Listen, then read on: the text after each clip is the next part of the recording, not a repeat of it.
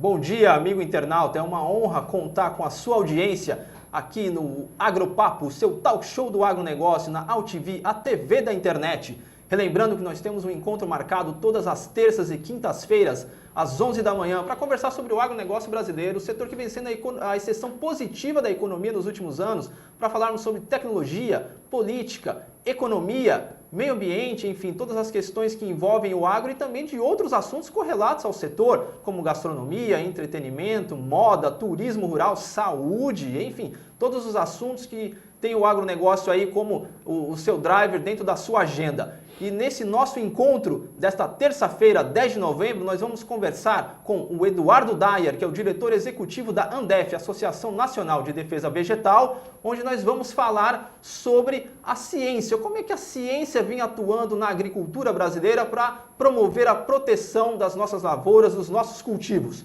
Bom dia, Eduardo, é um prazer contar com a sua presença aqui no Agropapo. Bom dia, Ronaldo, obrigado pelo convite. É importante estar aqui com os telespectadores do Agropapo, é importante elucidar esses assuntos que você falou, pela alta correlação que tem os remédios para as plantas, que são os defensivos agrícolas, legalmente conhecidos como agrotóxicos, ou talvez utilizado no campo com a palavra veneno, que vem de longa data, mas que é imprescindível para tocar uma agricultura tropical. Sem dúvida. E para começar, Eduardo, eu queria que você contasse um pouquinho o que circula na mídia, enfim, de uma maneira assim do senso comum. Acho que o nosso propósito aqui é poder estar esclarecendo, trabalhando uma informação que tenha conteúdo e tenha base científica, base técnica.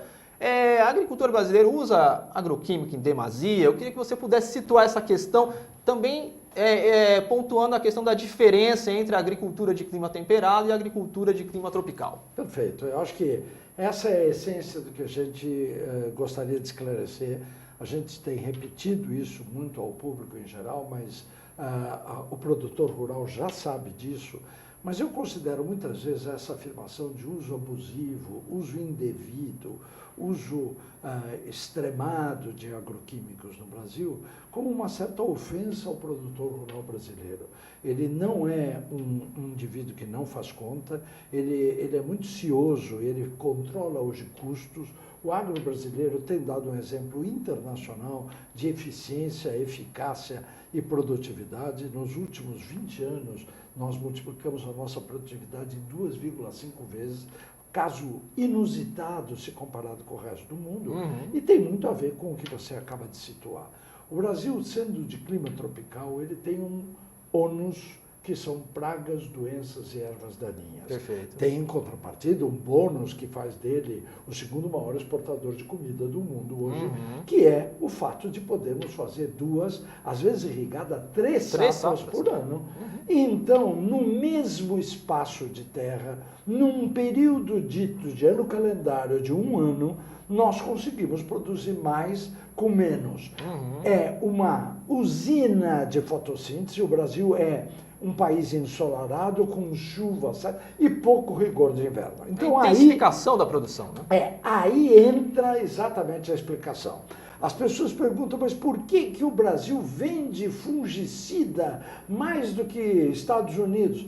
É simples, porque nos Estados Unidos, quando chega o inverno rigoroso, fora dos trópicos, isto aniquila com qualquer possibilidade de sobrevivência desses fundos. Na Rússia, no Canadá, mesmo em países de clima temperado ao norte e ao sul, você não tem a incidência de pragas e doenças e a incidência de ervas daninhas como tem no Brasil. É um controle natural lá. Daí surge o mito do campeão mundial do agrotóxico. São terminologias de que, de fato, se a gente transformasse isso no evento que você falou, a exceção positiva da crise econômica atual, seriam bem percebidos, mas são utilizados de uma forma desvirtuada, ideológica, colocando um maniqueísmo que não deve existir. Eu costumo dizer que a agricultura, para mim, é uma atividade, ou a agropecuária em geral, uma atividade que independe de nacionalidade, de pequeno, médio ou grande. Claro que o nível tecnológico que está embarcado em algumas áreas é maior do que nas outras. Mas também não vamos nos pegar a uma pequena propriedade. Eu costumo dizer que 2 alqueires de champignon que são produzidos aqui perto do Cinturão Verde Mogi das Cruzes valem muito mais do que 20 alqueires de cana ou de trigo. Sim. As pessoas não têm essa ideia, essa dimensão. Ora, finalmente, voltando à sua pergunta, o uso muitas vezes não é adequado por falta de extensão rural, por falta de conhecimento, e pode estar fazendo alguma coisa de forma errada. Mas, de uma forma geral, o Brasil tem um uso consciente, o Brasil tem um uso já longevo. A Andef, nossa, tem mais de 40 anos, mas a agropecuária brasileira tem mais do que isso. Sim. E ela financiou a industrialização brasileira. Esse número que circula aí nas redes sociais, na mídia, que fala que o brasileiro ingere aí 5 litros de agrotóxico por ano, isso é um cálculo grosseiro, né? Isso é um cálculo que sequer é possível de se fazer. Na realidade, a origem disso é uma satanização do processo e é muito fácil entender, Ronaldo, por que isso não é possível se fazer. Primeiro que ninguém ingere, se utiliza agroquímicos como insumo, assim como fertilizantes, calcário, semente. Eu não conheço agricultura anual que exista sem semente, sem fertilizante e sem defensivo agrícola. Mas, de qualquer forma, essa terminologia de ingerir não é verdade. Até porque, para um produto ir ao mercado e para o produtor rural conseguir adquiri-lo, ele é obrigado a passar por um processo extremamente rigoroso de controle, seja na área toxicológica, pela Anvisa, órgão ligado ao Ministério da Saúde, seja na área ambiental, pelo IBAMA, órgão ligado ao Ministério do Meio Ambiente, e seja pela sua eficácia agronômica ligada ao Ministério da Agricultura, Pecuária e Abastecimento. Tem um feroz escrutínio científico para aprovação. Na realidade, este rigor científico é o que permite o produto chegar ao mercado. E essa história dos 5,2 não faz absolutamente nenhum sentido. Seria o mesmo que eu perguntar aos internautas, sejam eles fumantes ou não, se ele está fumando 3 cigarros por dia. Porque essa é uma divisão que você faz da produção total, sem importação e exportação, pelo volume de habitantes, o que não é verdadeiro. E esse 5,2 surgiu em Mato Grosso e agora é tido como se fosse nacional. Eles leram um livro de 1954 chamado How to Lie with the Statistics, Como Mentir com Estatística. Então é um profundo mito isso, né? Sim. Esse é totalmente desacreditado. Eu já fiz isso publicamente no último Enfis em Salvador e repito aqui com a maior tranquilidade para os telespectadores. Perfeito, meu caro. Nós vamos para o nosso primeiro intervalo do Agropapo e voltamos já já nessa nossa boa conversa com Eduardo Dyer, diretor executivo da Andef.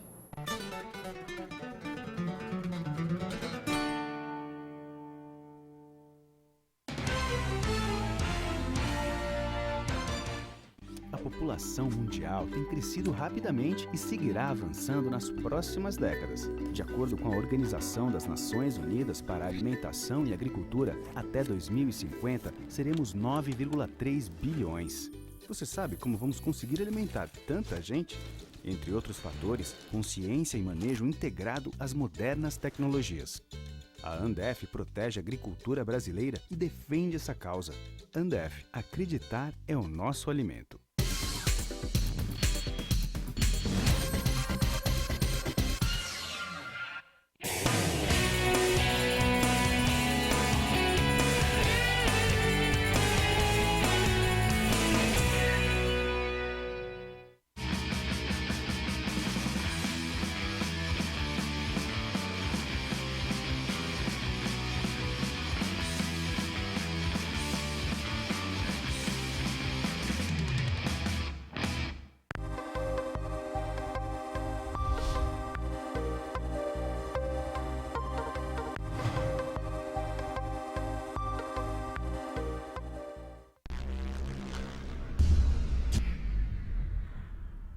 Pecuarista, dobre seu lucro na seca com Vemax Virginia Amicina. Veja o que especialistas dizem sobre esta tecnologia. E a Virginia Amicina, na verdade, tem viabilizado um sonho de mudança da rentabilidade dos pecuaristas que participam conosco. Então, acho que a Virginia Amicina é uma tecnologia que veio para ficar. Nós já temos vários clientes utilizando essa tecnologia com resultados fantásticos. Não dá para deixar de utilizar. Exija Virginia Amicina no mineral do seu rebanho. Vemax Virginia Amicina. A dose certa para produzir mais.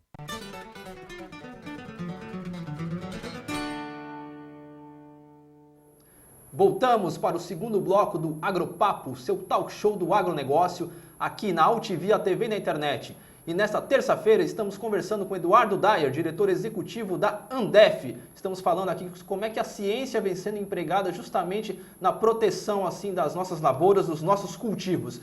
Eduardo, falávamos no bloco anterior dessa questão aí da desinformação que gira em torno aí do uso dos agroquímicos na agricultura e tudo mais. Existe aí uma espécie, então, de caças às bruxas aí dos agroquímicos? Na realidade existe, eu comentava ontem, inclusive numa reunião, particularmente na ABIQUIM, Associação Brasileira das Indústrias Químicas, existe um maniqueísmo que é muito ruim no momento atual, onde o agronegócio brasileiro tem pagado a conta do Brasil, tanto no saldo da balança de pagamento, como no nível de emprego, no PIB, a gente já conhece esses números e a opinião pública também já os conhece. Na realidade, o que eu chamo de maniqueísmo? É tentar dizer que há uma polaridade entre a agricultura familiar e a agricultura empresarial. Isso não é uma verdade, até porque o termo agricultura familiar é, na sua essência, muito ruim. Sim, eu fico foi distorcido se a família Ometo é uma família ou não, e eles são grandes produtores de etanol e de açúcar no mundo todo e tudo mais. Mas quando eu digo essa dualidade, esse maniqueísmo, é tentar dizer que tudo aquilo que foi produzido de forma com sustentação orgânica é melhor do que aquilo que é produzido pela agricultura convencional, que utiliza desde a química nos solos, e vamos combinar que minerais são minerais da natureza, de qualquer forma, assim como seres vivos vegetais, e tentar polarizar essa coisa, dizer que um é melhor que o outro. Acho que há espaço para os dois. Perfeito. Acho, entretanto, que o Brasil só conseguiu trazer os preços dos alimentos na sua cesta básica e se tornar um grande exportador porque consegue produzir com eficiência. O investimento de 40 anos da Embrapa fez do Brasil um líder inconteste do controle tecnológico da agricultura tropical. E ela passa obrigatoriamente, Ronaldo, pela necessidade de utilizar calcário para corrigir o solo. É uma mentira que no Brasil, em se plantando, tudo dá. Você é obrigado, são oxissolos, você é obrigado a corrigir o solo com a utilização de calagem, sementes de boa qualidade, fazer uma adubação balanceada com equilíbrio do nitrogênio, fósforo, potássio e micronutrientes e, por fim, quando necessário, a dose certa, quantidade certa, momento certo, usar o defensivo agrícola, que são remédios para as plantas. Essa caça às bruxas que você chamou é transformar em ideologia aquilo que devia estar baseado na ciência. Eu quero aqui destacar que o marco regulatório brasileiro, já falei no primeiro bloco e repito, é um dos mais rigorosos em todo o mundo. E comparado a qualquer país da Europa, dos Estados Unidos, e que nós competimos no mercado internacional. Eu vou dizer que nós precisamos ter muito respeito ao consumidor, sobretudo do outro lado do mundo. Nós não podemos exportar produtos que não dê, além de qualidade, segurança alimentar. Então, há controle de limites máximos de resíduo, há pesquisa envolvida nisso e há cuidados. Agora, se o elo fraco da cadeia possa ser atacar a indústria química, isso tem prestado um grande desserviço ao Brasil. E eu lastimo dizer aos nossos detratores que tem tido um efeito inverso. Tem uma passagem na Bíblia que eu utilizei já há 2 anos atrás, que eu vou repetir aqui aos telespectadores. Somos como a massa de fermento. Quanto mais apanha, mais cresce. Na realidade, nos últimos 7 anos, e você é conhecedor disso, o Brasil vem safra sobre safra, tendo grande sucesso, expansão de área, incorporação de tecnologia e uma produtividade enorme. Com o setor de defensivos não foi diferente. O ano de 2014, encerrado, agora estamos acabando 2015, foi um ano de espetacular crescimento e faturamento. Claro, havia um fenômeno chamado Helicoverpa. Claro, nós temos um fenômeno chamado ferrugem asiática que nos diferencia da Argentina, dos Estados Unidos e de outros países. Então, a tecnologia embarcada hoje na indústria de química fina, que participam grandes multinacionais, que são as mesmas que fazem muitas vezes remédio que a gente utiliza diariamente sem comentar. E mais, eu queria esclarecer ao telespectador do Agropapo. Aquele mosquito que ataca aqui em São Paulo e nas grandes cidades ou no interior, a dengue, ele é controlado com inseticida, que é o tal do agrotóxico. Quando a pessoa pede fumacê em Osasco, está pedindo a aplicação de agrotóxico. Ou seja, ali há um desejo, na mídia há um ataque ao produto. Nós não conseguimos perceber isso. Efetivamente, como nós discutimos antes, o que faz? O veneno é a dose.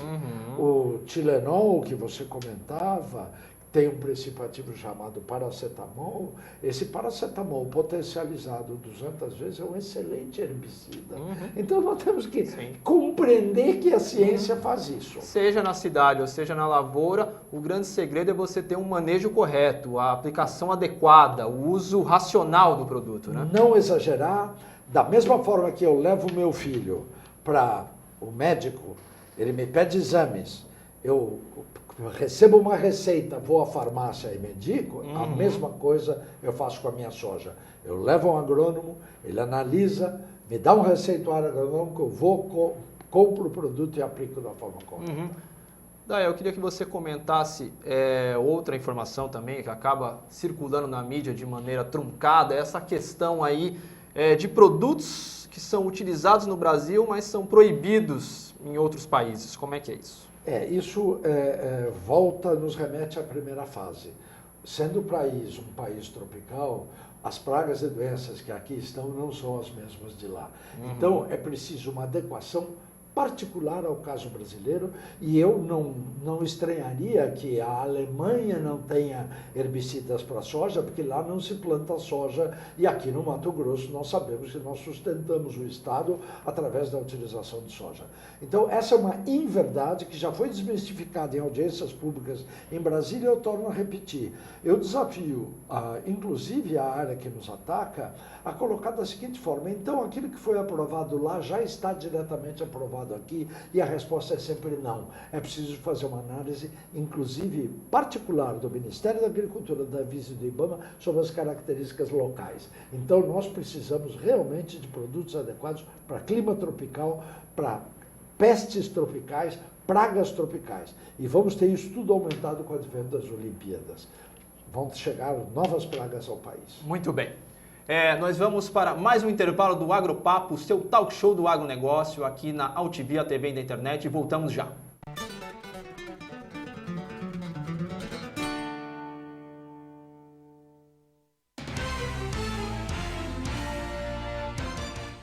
A população mundial tem crescido rapidamente e seguirá avançando nas próximas décadas. De acordo com a Organização das Nações Unidas para a Alimentação e Agricultura, até 2050 seremos 9,3 bilhões. Você sabe como vamos conseguir alimentar tanta gente? Entre outros fatores, consciência e manejo integrado às modernas tecnologias. A Andef protege a agricultura brasileira e defende essa causa. Andef, acreditar é o nosso alimento.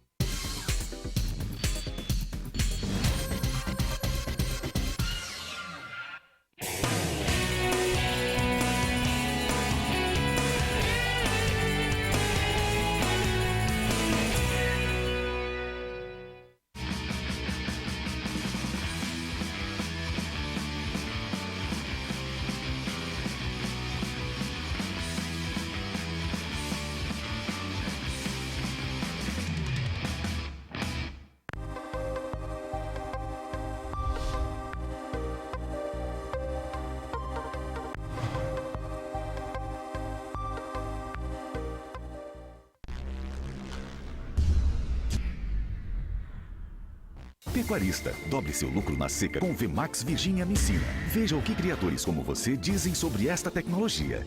Hoje, a Virginia Amicina, no meu sistema de produção, ela é indispensável. O que eu estou tendo de resultado é justamente utilizando a Virginia Amicina. A Virginia Amicina realmente dá resultado. Já tenho recomendado para vários pecuaristas. Demorou, errou. Viu como é simples? Exija Virginia Amicina no mineral do seu rebanho. VMAX Virginia Amicina. A dose certa para produzir mais.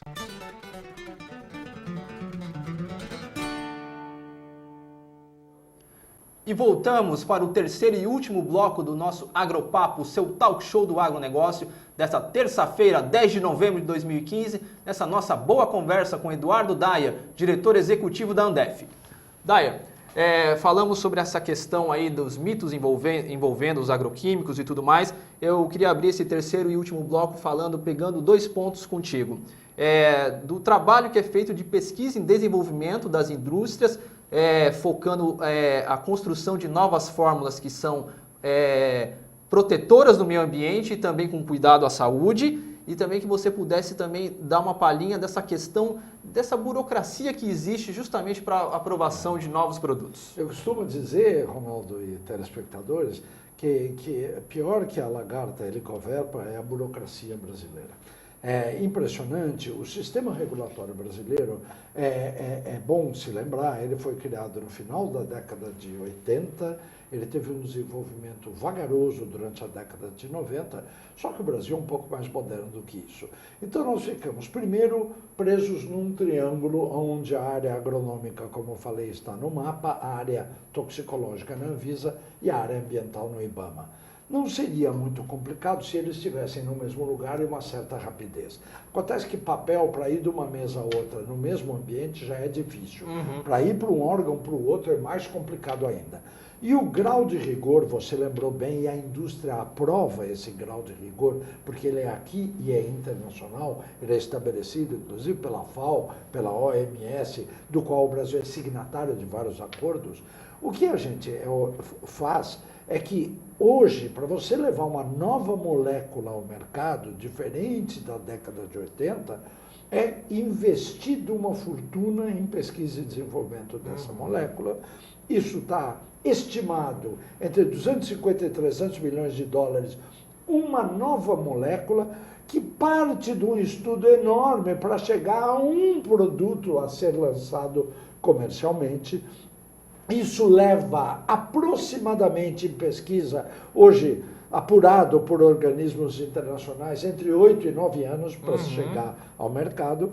E, por fim, isso passa, então, pelo marco regulatório. Para isso é que existe a defesa da propriedade intelectual. A indústria química e todas as indústrias, inclusive a arte, é protegida pela criação, pela patente, é protegida pelo fato de você ser dono daquela formulação, para dar tempo de você recuperar o investimento feito. Ora, essa morosidade transforma os produtos em produtos mais cuidadosos, e isso é uma coisa típica das últimas 2 décadas, de onde nós queremos mais cuidado com o meio ambiente, mais cuidado com o aplicador e consumidor e, sobretudo, muita eficiência e maior eficácia no uso agronômico. Ora, isso leva mais tempo, custa mais caro. Agora, chegar no processo burocrático brasileiro, e hoje eu sou obrigado a dizer que um novo produto está levando de 6 a 7 anos para ser efetivado no Brasil. Tudo Quando, isso. na realidade, na Europa, mesmo na Argentina, que são nossos competidores, entre 2, 3, algumas vezes 4 anos para você ter uma nova molécula aprovada.